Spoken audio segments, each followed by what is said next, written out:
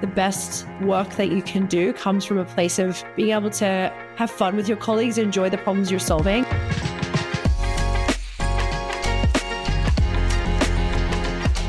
Welcome back to the TroopHR Podcast. I'm your host, Taylor Bradley.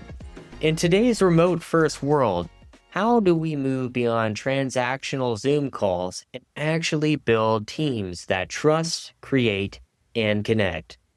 Whether we're fully distributed or navigating a hybrid model, the challenge of fostering real human connection at work has never been greater or more important.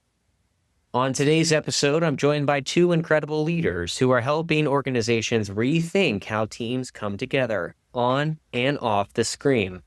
Jessica Zwaan, COO of Talentful, and Jared Kleinert, CEO of Offsite, bring bold ideas and practical strategies for creating meaningful connection in modern teams.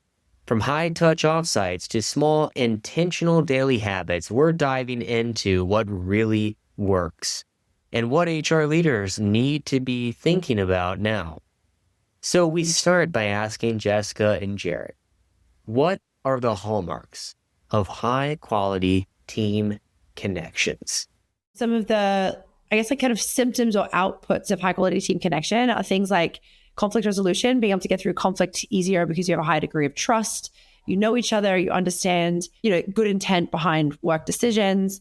And I think also kind of a sense of creativity and play, which might sound like a slightly funny thing to say, but I do really believe that at work, some of the best work that you can do comes from a place of being able to have fun with your colleagues, enjoy the problems you're solving, even if it's something like, dry, a sense of kind of creativity, play, being able to kind of know someone beyond just the transactional work relationship. It really helps that, I think.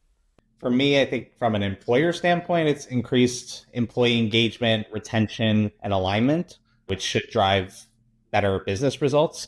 And then for employees, I think it's greater trust and intimacy with your colleagues, especially if you're in a remote, hybrid, distributed world. It's really critical to actually have friends at work so that on those more difficult days when you're isolated from everyone, you have a friend to reach out to.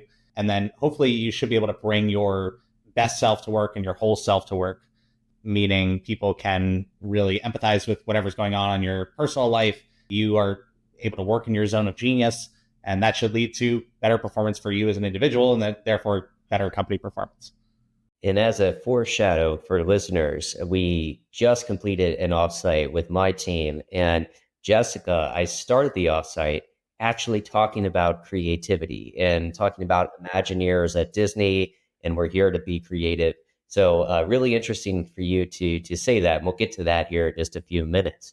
Now, for listeners that may not know, I'm an executive at a company that is remote first. And this has been a challenge. How do you build that connection? So, Jared, we'll start with you this time. I'd love to get your input, or what are some practical advice for our leaders of how to build this type of connection, this creativity, this trust in a remote first environment? So my background, I was employee 7 at 15.5 and experienced being in a remote first company 14 years ago. If you don't know 15.5, they're like Lattice and Culture Amp. And I now run a company called Offsite that is fully remote.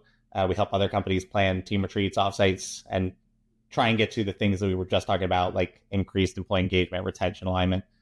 And so I don't think it's that much different from how you would manage an in-person environment. You still have to have your team build deep, meaningful connections with each other. You have to ensure that they're on the same page. If challenges come up, to Jess's point, you need to solve those problems. If you're trying to think about what you're going to do for your next quarter, your next year's OKRs or strategic objectives, or if you're trying to do a marketing team retreat or offsite, you need to do brainstorming. So it's really all about the interpersonal dynamics. I just think it's harder and you have to be even more intentional when you're remote first, hybrid, distributed, because your employees are a click away from researching other jobs and a door away from playing with their dogs and cats. But I also think there's so many benefits to being remote first or hybrid in that you can hopefully find the best people possible wherever they live. You can give people a better quality of life. You can remove a lot of the distractions that might be present in an office and really focus on the work 90% of the time, and then the relationships that power the work and being more intentional in building those 10% of the time, perhaps. Hopefully that leads to better outcomes. And I think you guys have done a great job at your companies, at least from the outside looking in. And I like to think we try really hard and get some positive outcomes with our own team in terms of building great connections at work. Yeah, Talentful is kind of remote hybrid, if this makes sense. So we do have offices in some locations where our team comes in. So for example, in New York, we go 2 days a week. But we are a global kind of distributed team. We do have a lot of members of our team that are fully remote. And I think one of the interesting things for us is that even if you do work in the office together like twice a week, and I do with a lot of my colleagues and peers, that space and I guess the content of what you are doing together in the office is very different than the kind of thing you can do when you're doing a full offsite, really diving into a workshop or a strategic conversation. It puts you in a different headspace. And I think for us, actually, that's been really interesting, even for our folks that aren't fully remote, being able to have those opportunities to go away somewhere together and have kind of dedicated time just to building relationships and thinking strategically and working through big problems has been really, really helpful for us. So I think from my perspective, I honestly think like offsites and team away days are something that is beneficial no matter what kind of business that you're running. But obviously for remote teams, there's, everything that Jared just spoke about as well. On that point, I've heard both you, Jessica, and Jarrett mention intentionality around making these types of connections. And that's a word that tends to come up quite often in this building connection in remote first environments. Certainly with me, when people ask what's the difference between managing an organization that's fully remote and not, is that you do have to be intentional with that and create moments where people can connect. What advice, Jessica, would you have about some of that intentionality? What are some practical examples of cases you could do aside from an offsite? Okay, interesting. So I've got a couple of good examples of things we do at Talentful that I think are really lovely. One of my favorite ones is we run an event for our high performers every quarter called Bellyful. Our company's called Talentful, so we call it Bellyful. We send 10 of our team that are in the highest quadrant of performance to a usually Michelin-star restaurant together to have like a really beautiful tasting menu and wine pairing.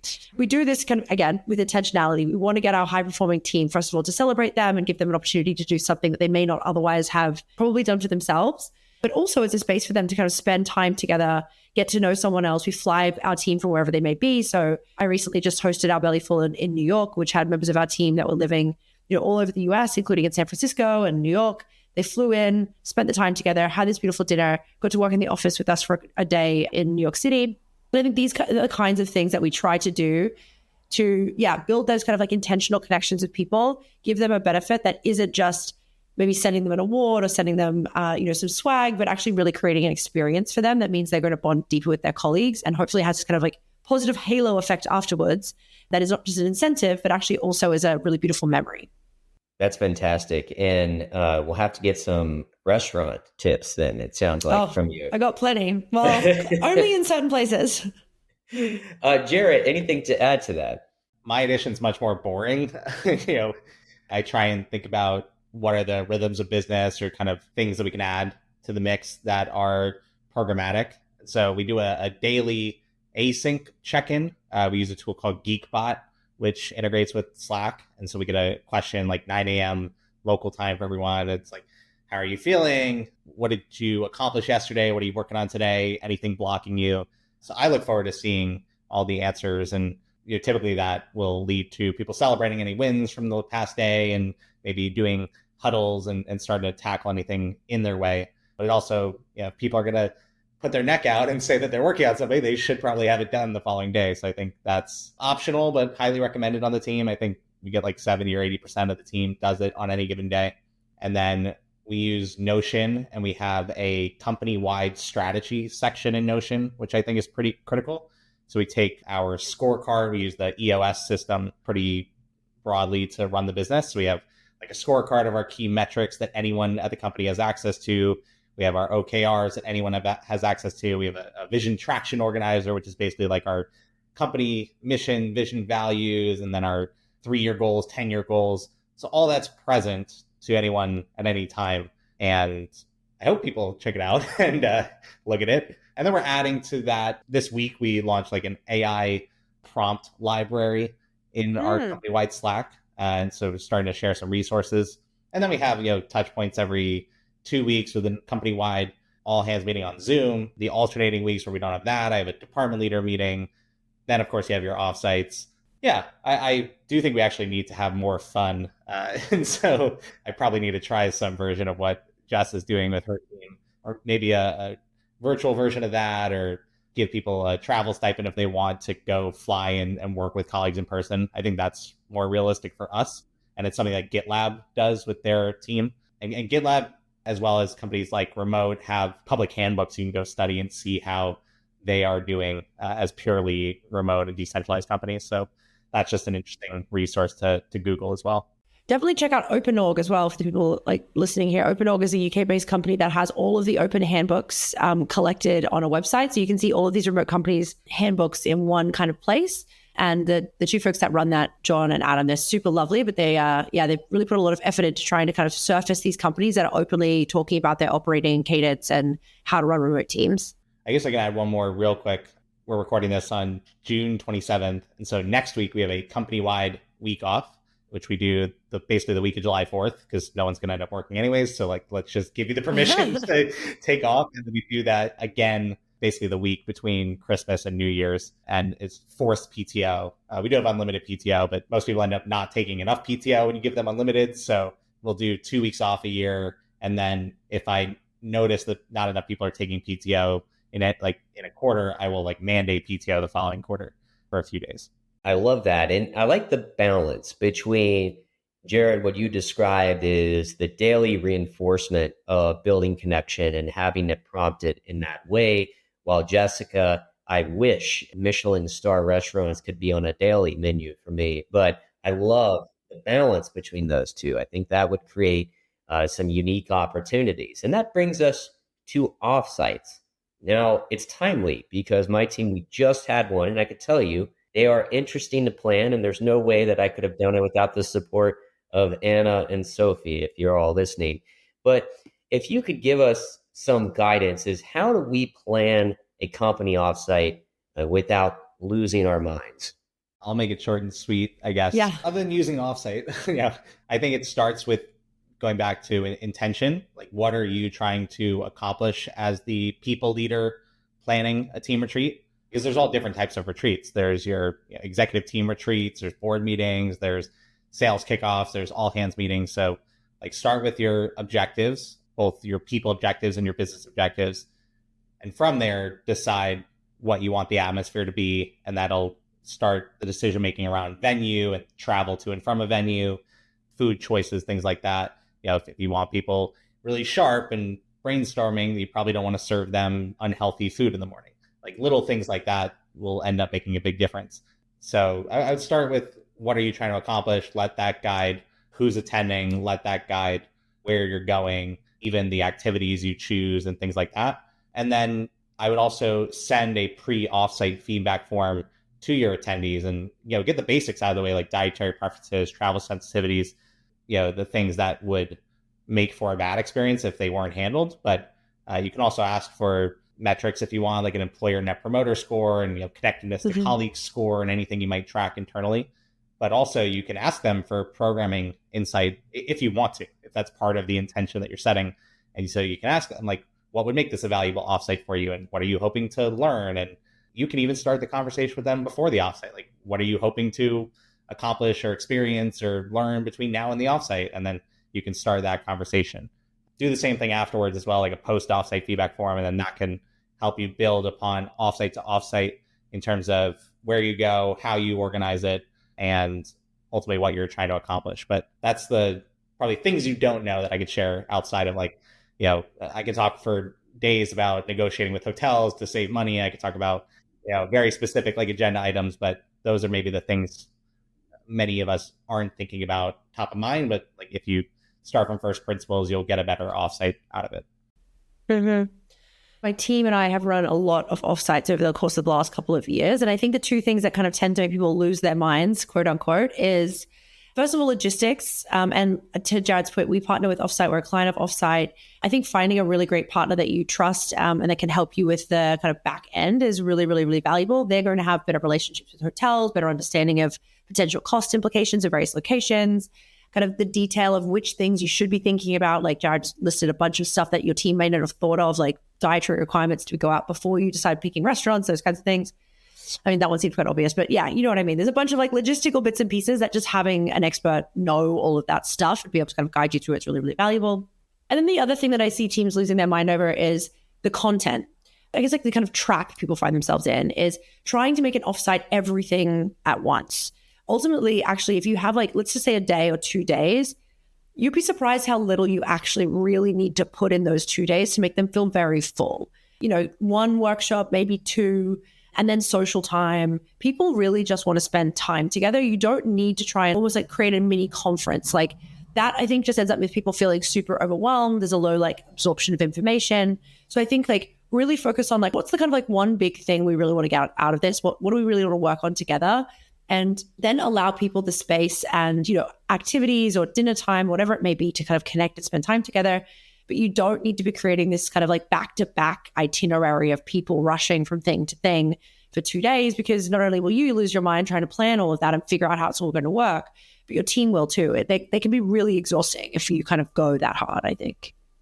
What's interesting is when we did our offsite, we branded it. We're going to AI our way out of this. And that was a slogan that I shared with my CEO a year ago. And we sent out an email beforehand to the participants is clear your schedules. Let's make sure that we have dedicated time. We're not here to just seek alignment or create decks and things like that. We had a very specific goal around the platform we were going to build with our custom engineering team.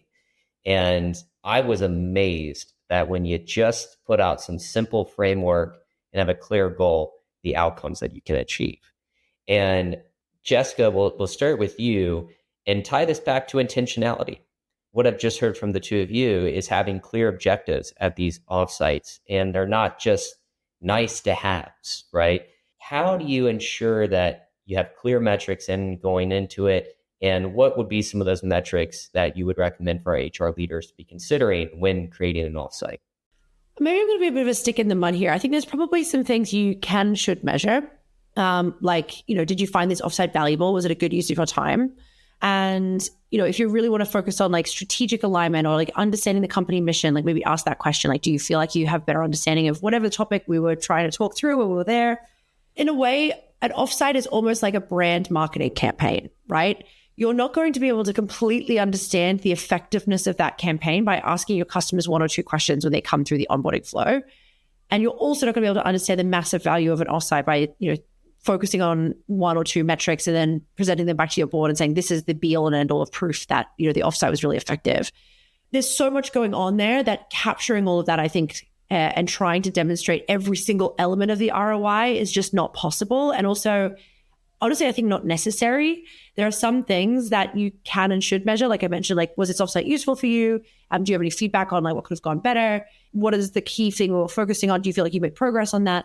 But then trying to understand, like, you know, did this offsite make you feel more connected? Like having like an ENPS, having some ROI calculation off the back of it. I think it's kind of missing the point a little. Maybe I'm being a bit silly. I think you can do it, but I don't think you're going to be able to do it perfectly. I actually agree with you wholeheartedly. I do think the metrics before and after can help on the fringes, and especially for the logistics. Like if you are polling people, like, did you like that restaurant or not? Did you like this kind of activity or not? Then you can sort of build your way towards something that's better for your team three months later, 6 months later, and so forth.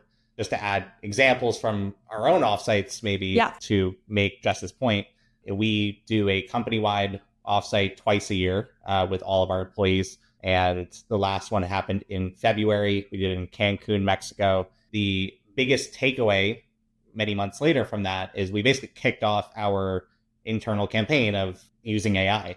And I made this presentation, said, you know, our mandate, our goal is now we have an OOA framework, or how do we operationalize, optimize, and automate away like everything that we're doing internally. So I basically like explained this framework, kicked it off, did a little mini hackathon, kind of similar to what Taylor was describing. And The main takeaway is that we are now many, many months ahead of where we were before. And I could point very specifically back to February 5th, which coincidentally is my brother's birthday, when we were in Mexico and I gave this presentation. I'm like, that was the start of all this progress that we've made internally on using these various tools. And then we're now even starting to put it into our product, as every tech startup is trying to do.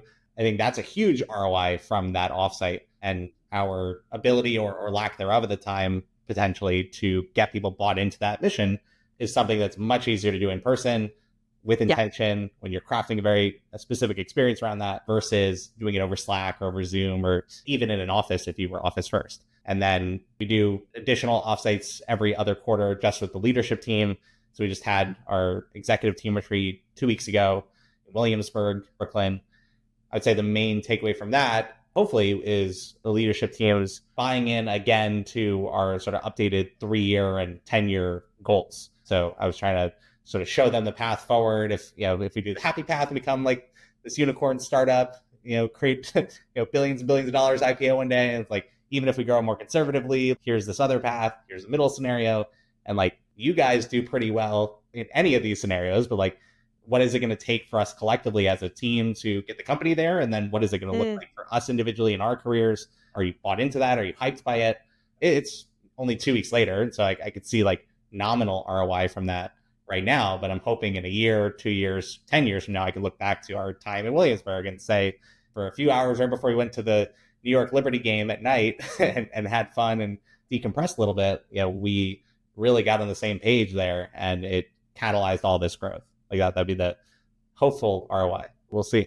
And that's the great feedback to give to those who are planning these events too. So Jessica, you might appreciate, so they don't feel like Sisyphus where they're getting to the top of the hill and then have to plan the other outside. They are making a tremendous impact. And Jarrett, what you just said, I could tie our AI impact back to that offsite. It's where it kicked off. That's so great for the teams that are building these offsites or putting these together. 2 final questions for the two of you as we come in for a landing here. Jarrett, could you just give us a quick synopsis of the leverage that organizations can get from partnering with a company like yours on planning these offsites? Sure. We are offsite.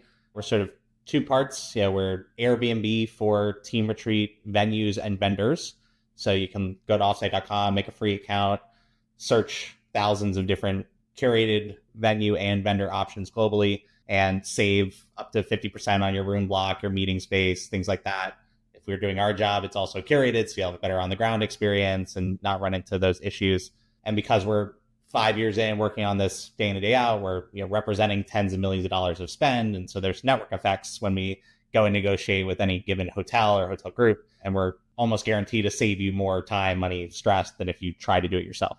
So that is the tech part of the business. The service part of the business is we do end-to-end offsite planning, soup to nuts.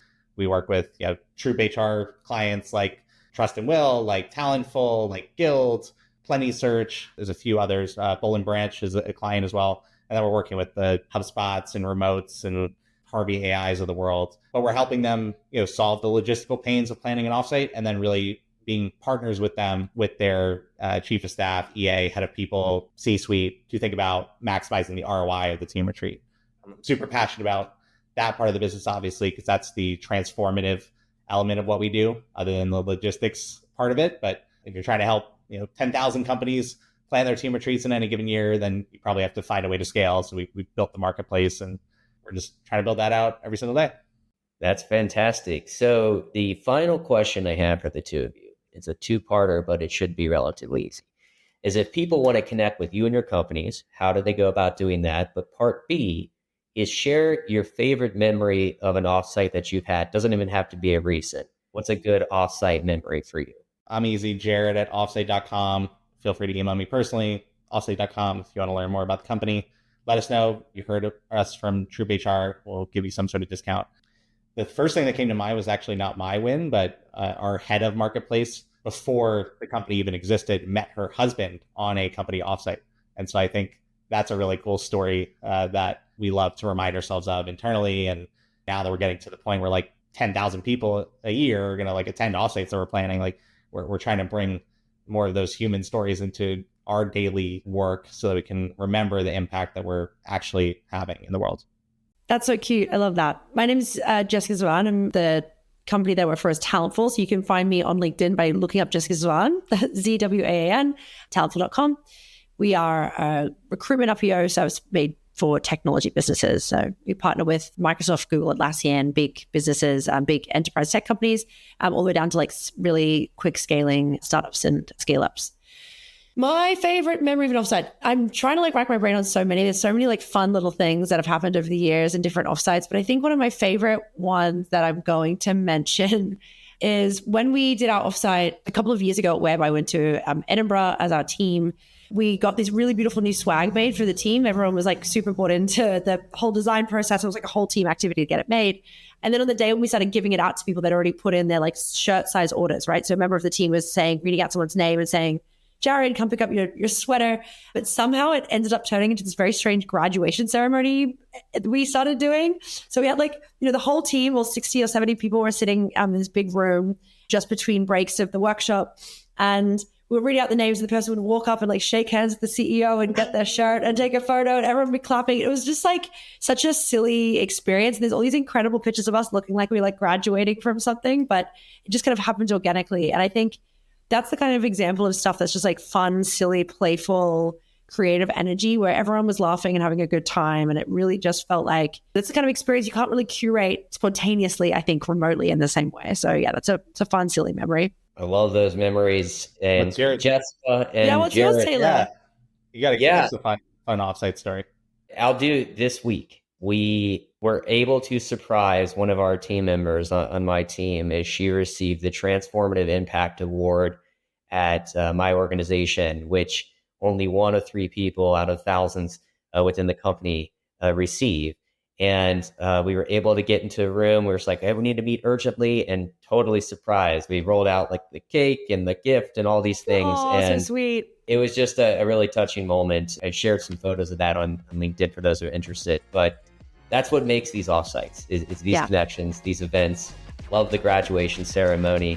And it would be funny to see some photos of that. If you ever share those on LinkedIn, Jessica. But Jessica and Jared, thank you so much for your time today. I always walk away with a list of notes here and key takeaways, but I appreciate having both of you on the podcast. Thank you. Thanks so much. Thank you for listening to this episode of the TroopHR Podcast. If you enjoyed this episode, we encourage you to subscribe and leave a 5-star rating. If you would like to learn more about our community, please visit TroopHR.com. In the meantime, keep living the dream.